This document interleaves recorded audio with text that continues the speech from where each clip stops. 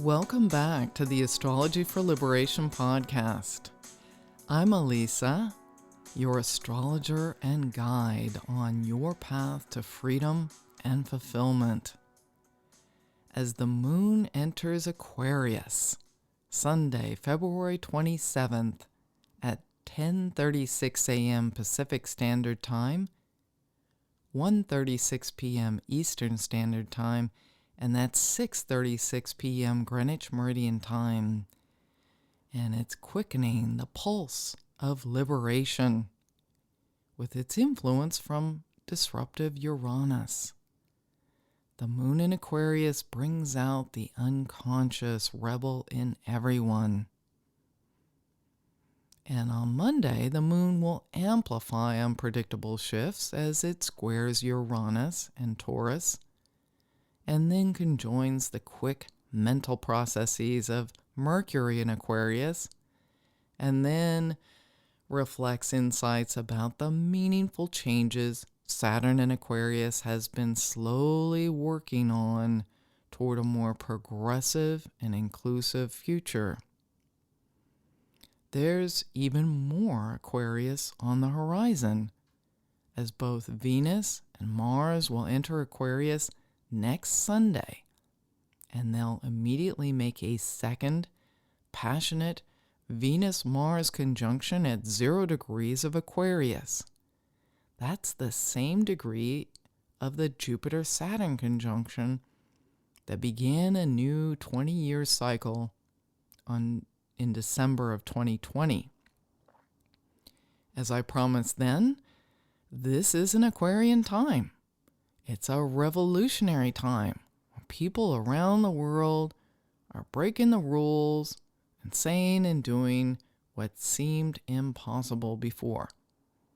In the last episode, I shared how Putin has his North Node in Aquarius. He's learning how to consider everyone and become the opposite of the bully and dictator he has become. With Saturn going over his North Node, which will be exact on March 11th, he's getting some feedback on how he's doing with his initial soul's plan to dedicate his ego to humanity in this lifetime. President Zelensky is clearly a teacher for him. Ukraine established its independence on August 24th, 1991 at 5:31 p.m. local time. As a proud Virgo, Ukraine became independent under a royal stellium conjunction of Mercury, Venus, and Jupiter in Leo. It's no wonder that its flag reflects the colors of the sunflowers that grow abundantly under its blue sky and fertile land. With the sun in Virgo discernment and the cautious, no-nonsense approach of its Capricorn ascendant, Ukraine approaches life with a guarded eye. But what defines Ukraine is that it has Uranus in Capricorn rising. It projects an identity of being a rebel, a reformer. It's original, unpredictable, spontaneous, and it will do what it wants regardless of convention or what greater powers expect it to do.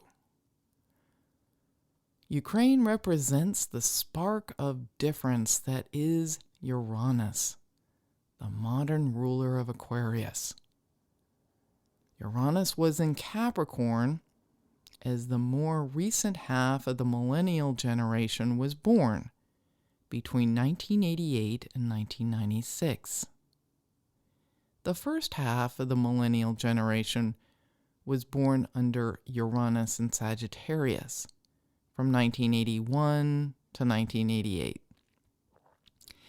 They've been disrupting the restrictions on thoughts, beliefs, philosophy, how we perceive life. While Uranus and Capricorn, that latter half of the Millennial Generation, is influencing how we need to reform the way the rules have been set and or break every one of them. The younger millennials are coming into full-fledged adulthood as they pass through their 29-year Saturn return. Their intentions are crystallizing. They are ready to completely disrupt outdated structures with a new way of functioning that breaks all the traditions and conventions. This is now a time when, thanks to millennials, we're all more aware of thought forms that try to subvert the will of the people. And Zelensky is an Aquarian. Also, with the social grace of Venus conjunct his sun that supports his political intelligence. And there are other Aquarian and Uranian themes in play. The world can support Ukraine in ways that it couldn't before. The idea of boundaries between countries, separating them through borders, is dissolving through technology and digital communications. We've become increasingly interconnected despite our widening differences. And the reality is we really aren't that different from each other. Under this moon in Aquarius, notice what's sparking within you for change. Processing your emotions can help you and help others feel closer to you.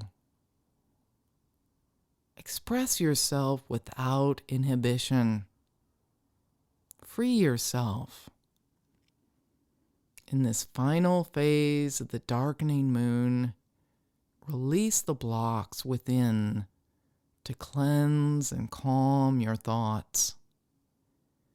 Let the Aquarius water bearer work with the sun in Pisces water, the fluid flow of water to bring your active mind and heart into alignment.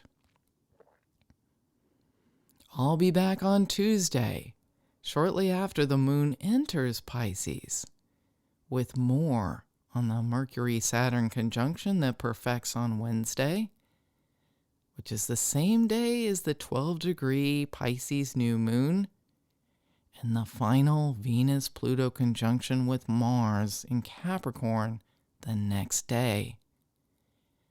Healthy relationships that share and respect the power of others will deepen, while the unhealthy ones are transforming. Remember, you have always been more powerful than you've known.